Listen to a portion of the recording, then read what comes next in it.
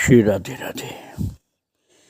भक्तों, मनुष्य देखने में एक जैसे लगते हैं, लेकिन उनके अंदर किस चीज़ की मुख्यता है वो बहुत बड़ी महत्वपूर्ण चीज़ है। जैसे संसार के आकर्षणों की मुख्यता है या भगवान के नाम रूप लीला धाम, इनके प्रति कुछ लगाव है, ममता है, उसकी मुख्यता है। इनमें से जो ज़्यादा असर अपना डाला होगा उसके अंतःकरण में, उधर जल्दी खींच जाता है। यद्यपि इंद्रियां बहिर्मुखी होती हैं और वो अपने विषयों की ओर ही खींचती हैं, फिर भी ये इंद्रियों की बहिर्मुखता और इंद्रियों के विषयों की शक्ति के बाद भी जिधर वास्तविक प्रियता होती है, खिंचाव उधर ही जाता है। उधर की खिंचाव की शक्ति ज़्यादा होती है। जैसे कोई अतिशय भोगी हो तो भोग ही खींच ले जाते हैं उसको धाम नहीं अच्छा लगता, प्रभु का नाम अच्छा नहीं लगता, प्रभु की चर्चा अच्छी नहीं लगती, प्रभु की लीला उसको पसंद नहीं आती। हाँ, यदि जबरदस्ती उसको कीर्तन में, कथा में, सेवा में जबरदस्ती लगाया जाए तो पहले तो लगेगा ही नहीं, वो बिल्कुल मना करेगा, नहीं हमें अच्छा नहीं लगता। लेकिन यदि वो जबरदस्ती लग जाए किसी तरह से, मजबूरी में भी, तो बाद में प्रभु के शक्ति से परिवर्तन होता है उसमें। किंतु जिसका पिछले जन्मों का बहुत अधिक प्रभाव है भक्ति का, वो कहाँ तक भाग जाएगा? उसको तो धाम खींचता है, अर्थात निज जनों को धाम खींच के ले आता है। कहीं भी जाए फिर खींच के आएंगे। ऐसे ही श्री नारायण दास जी महाराज वृंदावन से चले तो गए थे एक बार आकर, लेकिन कुछ दिनों के बाद श्री वृंदावन धाम ने फिर से खींच लिया उनको, और वृंदावन की गलियों, गांवों में, कुंजों में, ब्रज के गांवों में स्वच्छंद विचरण करने लगे। और जब मंदिरों में ठाकुर के दर्शन करते करते भाव विभोर हो जाते, तो गदगद कंठ से व्याकुल होकर पुकार उठते, चित चोर ने चित चुराया मेरा, हरे कृष्ण गया फिर भाग कहाँ, ब्रजमंडल के युवराज बिना, सुख का सब साज समाज कहाँ। अब और सुहाता कुछ भी नहीं, जब लाग गई तो लाज कहाँ, दुखिया पर हाय दया करके, बतला दे कोई ब्रजराज कहाँ। जाते थे संतों भक्तों का दर्शन करने, संतों के आश्रमों में जाते, उनके दर्शन करके अत्यंत भावावेश में चरणों में लोटपोट हो जाते। वहाँ के प्रेमी सिद्ध संत दैन्य के मूर्तिमंत स्वरूप नारायण दास जी के नैसर्गिक भाव भक्ति को देखकर मुग्ध हो जाते। भगवान लीलाओं का अनुभव करते हुए ब्रजमंडल में विचरने लगे। भगवान की लीला भूमियों में जहाँ जहाँ गाँव में लीलाएं हुई हैं, उन सब जगह घूमने लगे। और घूमते घूमते वृंदावन में अधिक घूमते थे, लेकिन गाँव में भी चले जाते थे। घूमते घूमते एक दिन श्री सुदामा कुटी पहुँचे। तो उस समय सुदामा कुटी छोटा सा, बहुत छोटा सा कुटी ही समझो, अब तो बहुत विशाल भवन है वहाँ। तो जब मामा जी पहुँचा था, नारायण दास जी पहुँचे, तो छोटी सी सुदामा कोटि थी, लेकिन उस समय अनेक उच्च कोट के भगवत परायण महापुरुष विद्यमान थे। जगह बहुत बड़ी नहीं थी, लेकिन संत बहुत महान थे। और भागवतों का संग बड़ा ही मधुमय, आनंदमय एवं रसमय होता है। वैष्णव संतों का दर्शन संग पा करके नारायण दास जी का मन मयूर नाचने लगा और कुटिया वाले महाराज जी के प्रति सहज प्रीति हो गई। कुटिया वाले महाराज जी अर्थात सुदामा दास जी महाराज, मैंने भी बहुत बार उनका दर्शन किया। कुछ वर्ष पहले तक थे महाराज जी, बाद में यमुना पार में रहने लग गए थे। सुदामा कुटी में पहले रहते थे, बाद में यमुना जी के उस पार रहने लगे थे, वहाँ भी कुटी बन गई थी। तो नारायण दास जी सुदामा दास जी महाराज का दर्शन करके बहुत प्रसन्न हुए। बात यह है भक्तों की एक जैसी चाह वाले मिल जाते हैं तो आनंद आता है। सवर्गे परमा प्रीति इसलिए कहा जाता है। इष्ट मिले अरु मन मिले, मिले भजन रस रीति, रहिए तहान शंकु है कीजे तीन सो प्रीति। इसी को सत्संग कहते हैं। संतों के प्रति आदर युक्त ममता, प्रेम, आसक्ति, ये कल्याणकारी होता है भक्तों। और जो भगवान से विमुख जन हैं उनसे आसक्ति नाश करती है, और जो भगवान के प्रेम में डूबे हुए भक्त संत हैं उनसे आसक्ति भी कल्याण करती है भक्तों। आप सरलता से समझना चाहें तो ऐसे समझे जैसे भूख लगी हो किसी को और वो बेचारा समझ नहीं पा रहा हो कि हमको क्या परेशानी है, और भूख के कारण परेशान है वो, और मिल जाए बढ़िया भोजन तो सब परेशानी खत्म। ऐसे ही सत्संग की खुराक के लिए हृदय छटपटा रहा था, और वो सत्संग का भोजन, सत्संग की खुराक सुदामा कुटी में मिलने लगा नारायण दास जी को। और सुदामा दास जी महाराज के यहाँ सत्संग का आनंद लेने लगे नारायण दास जी। मुझे तो ठाकुर जी की कृपा से मामा जी का संग बहुत बार मिला, बहुत बार, गिनती नहीं कितनी बार। तो उनका एक दोहा था, खुद बोलते थे वो, बिन भोजन पानी बिना उदर मचावे क्रांति, बिना भजन सत्संग के मिले न मन को शांति। मैंने उनके मुख से दोहा सुना है, कई बार सुना था। तो बिल्कुल साधक के लिए बड़ा उपयोगी है शब्द। बिन भोजन पानी बिना उदर मचावे क्रांति, बिना भजन सत्संग के मिले न मन को शांति। भगवत प्राप्ति के मार्ग पर चलने वाले प्रेम पथिकों के लिए एक नारायण स्वामी हुए ना, उनकी एक बात बड़ी सुंदर है। नारायण दो बात से और अधिक नहीं बात, रसिकन को सत्संग नित, युगल नाम दिन रात। नारायण स्वामी कहते हैं कि दो ही बात मुख्य है, रसिक लोगों का सत्संग अर्थात भगवान के प्रेमियों का सत्संग मिले और भगवान के नाम में लगन हो।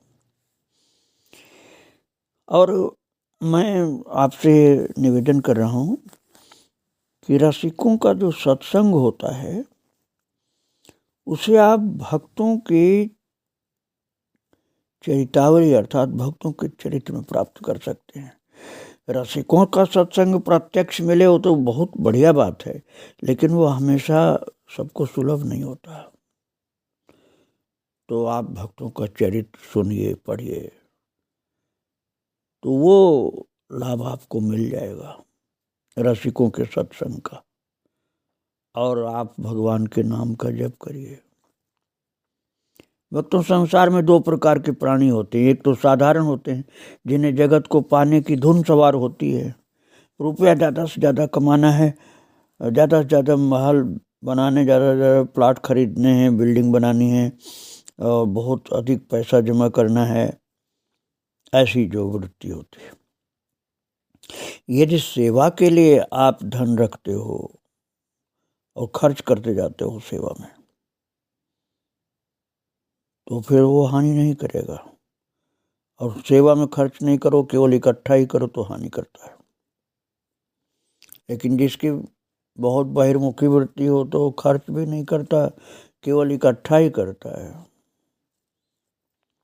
तो ये संसार के दो प्रकार के प्राणियों में, एक जो साधारण है वो तो बस इकट्ठा करना, मर मर के, और खर्च बिल्कुल नहीं करना, परमार्थ करना नहीं, और सब छोड़ के मर जाना।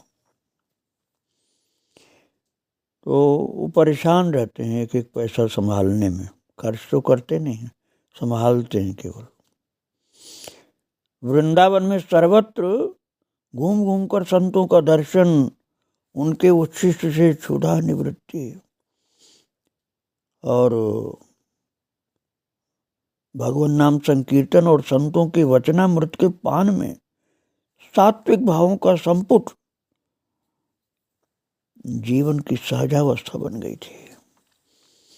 बात ये भक्तों, साधारण लोगों की तो मैंने बता दिया, और दूसरे भी होते हैं ना, जो जगन्नाथ भगवान अर्थात ठाकुर जी को पाने की धुन हर निश्चित को व्याकुल करती है कि हमें भगवान कैसे मिलेंगे।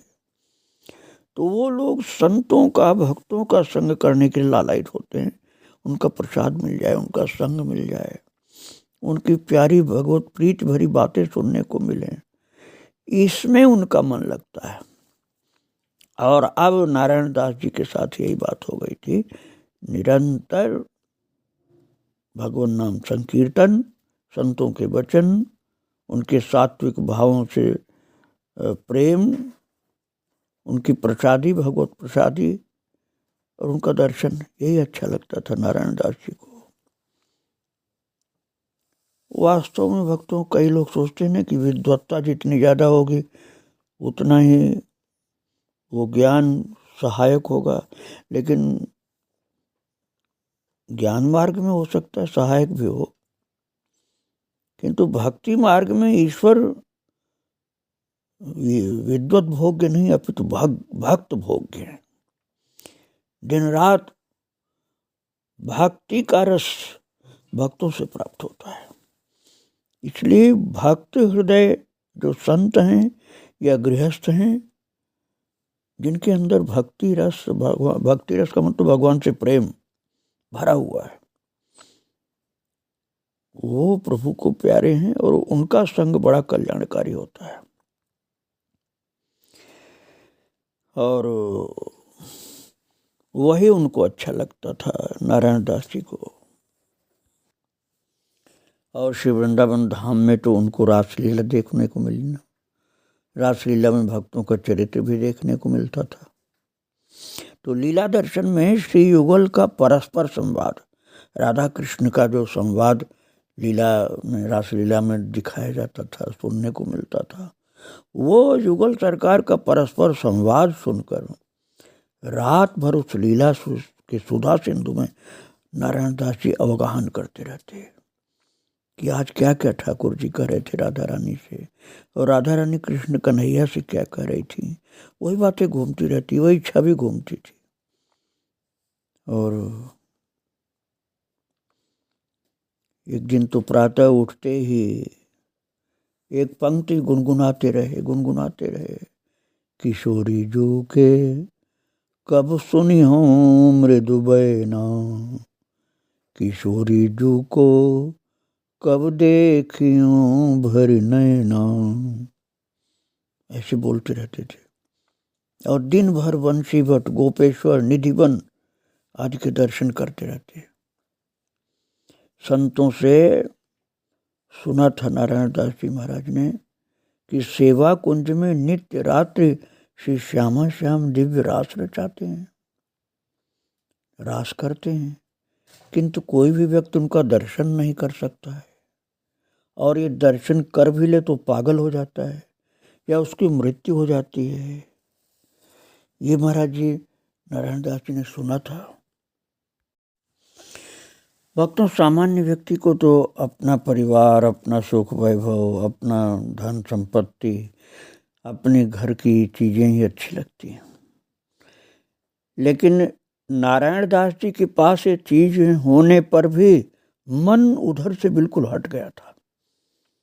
जैसे घर में पत्नी भी थी, अत्यधिक स्नेह करने वाले माता पिता भी थे, और वो नास्तिक नहीं थे, वो लोग आस्तिक थे, भक्त थे, किंतु परिवार से नारायण दास जी को किंचित भी मोह नहीं था।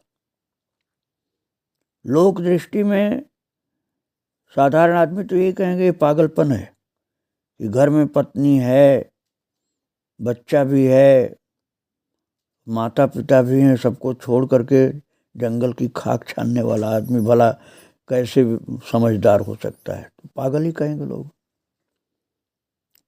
तो लेकिन जब इस स्थिति में कोई भक्त पहुंचता है ना, तो दुनिया क्या करे इससे मतलब उसको नहीं होता है। लोग पागल कहें तो भले कहें, क्योंकि जिनको प्रभु के दर्शन की व्याकुलता है उसको मृत्यु का भी भय नहीं होता। मर जाएं तो भले मर जाएं, किंतु हमें तो इस रास्ता पर चलना है आगे। तो सेवा कुंज के विषय में यहाँ सुना था श्री वृंदावन धाम में कि सेवा कुंज का द्वार बंद हो जाता है और अंदर भगवान की रासलीला होती है। उसको कोई देख ले तो पागल हो जाता है, मर जाता है। ये सब बातें सुनी थी जो मैंने अभी बताया आपको। लेकिन नारायण दास जी को अब मरने की चिंता नहीं थी। आप सेवा कुंज का द्वार बंद होने के पहले ही किसी झाड़ी में छिप कर जाकर बैठ गए। वो बातें ये जो हम भक्तों दोनों जगह की हैं, निधिवन में भी यही बात बताई जाती है और सेवा कुंज में भी बताई जाती है। निधिवन, सेवा कुंज दोनों भगवान की रासस्थली है। तो आपने शायद निधिवन का ही सुना होगा, लेकिन सेवा कुंज में भी वही बात है। बाहर के लोगों के लिए बात मैंने बोला है, वृंदावन के तो लोग जानते हैं, जैसे सेवा कुंज वैसे निधिवन।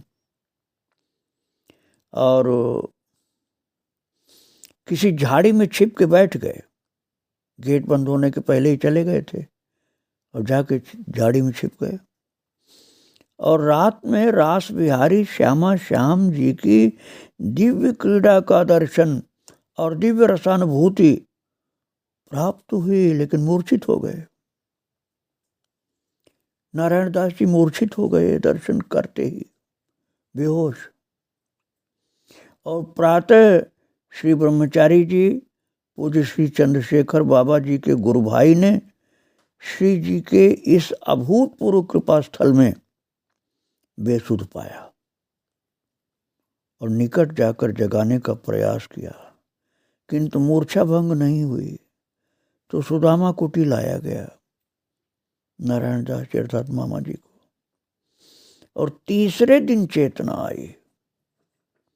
भाव विह्वल दशा में श्री सीताराम राधे श्याम कहते हुए नेत्र खोले तो सम्मुख एक संत को पाया और चरणों में लिपट कर रोते बिलखते भगवत कृपा की याचना की।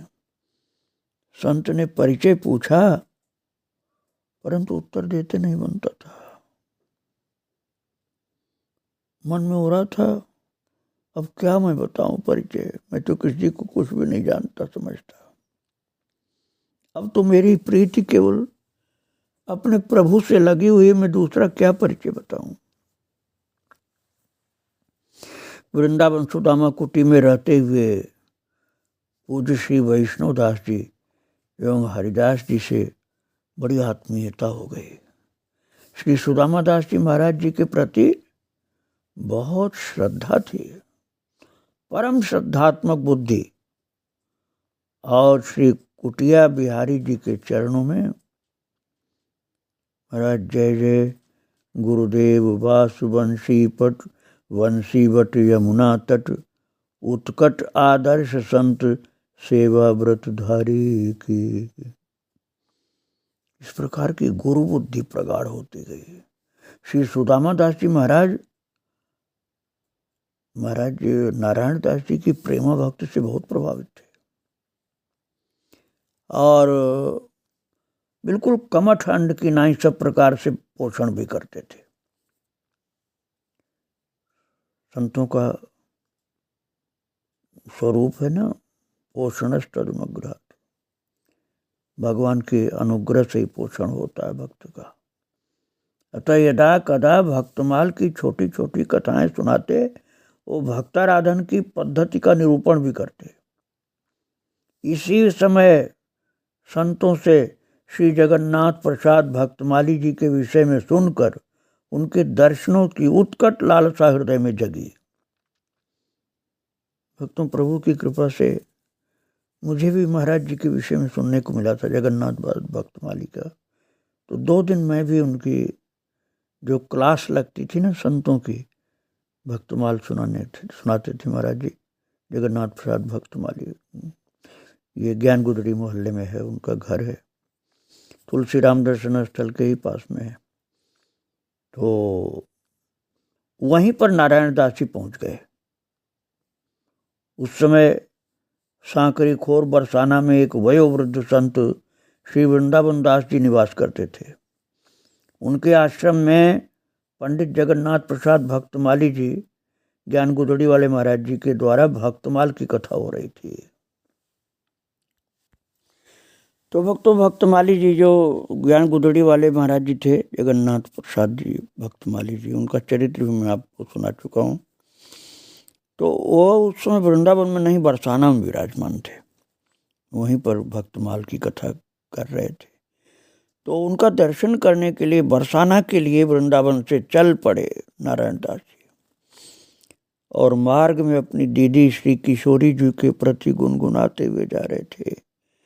किशोरी तेरे चरणन के रज पाऊं, श्याम सखे दरबार रहूं, नित जूठन आस धराऊं। किशोरी तेरे चरणन के रज पाऊं।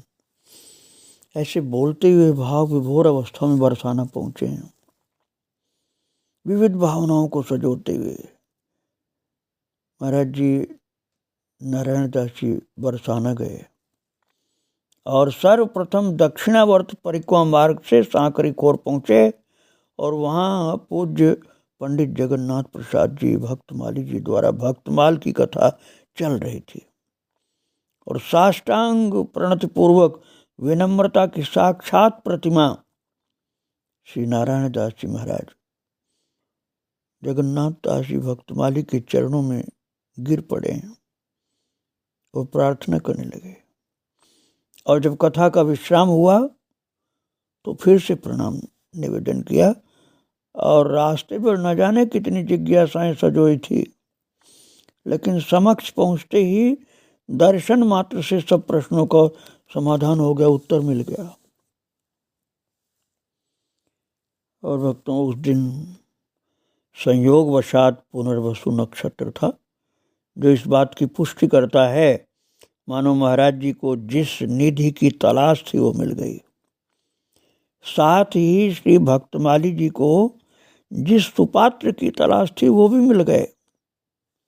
अब आप देखिए ठाकुर जी का विधान, नारायण दास जी को खोज थी जिनकी वो मिले, और भक्तमाली जी अर्थात जगन्नाथ दास जी भक्तमाली को जिसकी खोज थी वो उनको मिले।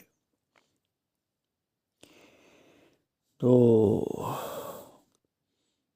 भक्तमाली जगन्नाथ दास जी महाराज को सुपात्र की तलाश थी, वो नारायण दास जी मिल गए उनको। तत्पश्चात भगवतीय वार्ता का श्री गणेश हुआ और पूछा नारायण दास जी महाराज ने भक्तमाली जी से कि महाराज जी किस ग्रंथ की कथा हो रही है, क्या आप हमें ये ग्रंथ पढ़ाएंगे? क्योंकि पहले तो भागवत जी, रामायण जी, मानस, वाल्मीकि रामायण यही सब सुना था जब तक यहाँ आए नहीं थे। लेकिन अब भक्तमाल की कथा पहली बार सुना नारायण दास जी ने, तो पूछा कि किस ग्रंथ की कथा हो रही, कि आप हमको ये ग्रंथ पढ़ाएंगे। तो सहर्ष स्वीकृति मिली, किंतु यहाँ नहीं, वृंदावन में। भक्तमाली महाराज जी ने कहा कि वृंदावन में पढ़ाएंगे या नहीं, जब तक यहाँ कथा चल रही तब तक सुनिए, फिर वृंदावन में अध्यापन का शुभारंभ होगा। और वार्ता क्रम में गुरुदेव श्री भक्तमाली जी ने उत्तरोत्तर भगवत प्रेम में वृद्धि की साधना पद्धति का निरूपण किया। चित्त अशुद्ध है, भगवान शुद्ध हैं, अशुद्ध चित्त में विशुद्ध भगवत प्रेम उत्पन्न नहीं होगा। श्री जी की कृपा करुणा श्री गुरुदेव महाराज जगन्नाथ प्रसाद भक्तमाली जी के रूप में बरस रही थी। गुरुदेव के साथ किशोरी जी के दर्शनार्थ गए और लाडली जी के समक्ष उपस्थित करके पूज्य चरण ने सदगुरु की भूमिका से पुरस्कार किया। पुरस्कार अर्थात समझिए, गुरुदेव ने शिष्य को लाडली जी के चरणों में निवेदित कर दिया कि यह आपका बच्चा है, आप संभालिए इसको। भाव विह्वल दशा में लाडली जी के प्रति नारायण दास जी के हृदय में गूढ़ स्नेह की पुष्टि हुई। भजन का स्वरूप वो पद्धति महाराज किसी भजन रसिक आचार्य से ही प्राप्त हो पाता है। तत्पुरुषे च सख्यम, अर्थात संतों भक्तों से मैत्री, सानिध्य, कृपा, ये उनके साथ रहने से प्राप्त हो जाती है। भगवत रसिक जी ने कहा है, प्रथम सुने भागवत भक्त मुख भगवत बानी, द्वितीय आराधे भक्ति व्यास नवभांति बखानी, तृतीय करे गुरु समुझ दक्ष सर्वज्ञ रसीलो, चौथे हो विरक्त बसे वनराज जसीलो, पांचे भूले देह सुधि छठी भावना रास की, सातें पावें रीति रस श्री स्वामी हरिदास की। ये भगवत रसिक जी के शब्द हैं भक्तों। अब तो कथा के पश्चात प्रतिदिन दर्शन का क्रम बना रहा। श्री वृंदावन धाम में आ गए हैं भक्तमाली जी के चरणों में नारायण दास जी। और भक्तों, उस जगह का बहुत बार दर्शन मैंने किया। आज भी उस बगल से निकलता हूँ मैं, भले गाड़ी से ही जाना पड़े तब भी प्रणाम करता हुआ, उस जगह का दर्शन करता हुआ। कई बार तो उतर के भी दर्शन करता। अब तो वो झांकी देखने को नहीं मिलती है। उस समय तो वहाँ संत बैठे रहते थे, आंगन में बहुत से संत बैठे रहते थे, जमीन पर चटाइयाँ बिछी रहती थी और श्री भक्तमाली जगन्नाथ दास जी महाराज भागवत कथा, भक्तमाल कथा सुनाते रहते थे। आज उस स्थान को प्रणाम करके, इन सब संतों को प्रणाम करके यहीं विराम दे रहा हूँ। आगे फिर आप श्रवण करेंगे महाराज जी की चरित्र को। श्री राधे राधे, जय श्री राधे राधे।